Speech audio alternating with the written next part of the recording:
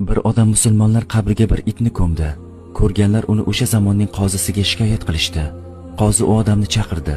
Bu ishning aslini so'radi. U odam to'g'ri, shunday qildim, chunki itning vasiyati menga shunaqa edi. Uni vasiyatini bajardim dedi. Qozi janoblari, bizni ahmoq qilyapsanmi? Hech zamonda it ham gapirarkanmi dedi. Aldaganim yo'q qozi janoblari. It menga, qoziga ham 10 ming dirham berishimni vasiyat qilgan edi. Buni eshitgan qozi, rahmatli itning o'limi bizni ortig'i bilan xafa qildi dedi. Odamlar qozining harakatidan hayratlanishdi. Qozi ularga, meni harakatimdan ajablanmang. Men itni o'tmishini surishtirdim. U falonchi beyning iti ekan. U gapirishni bilardi dedi. Shunda bir odam, qozini sotib olgan kuningiz adolat o'ladi.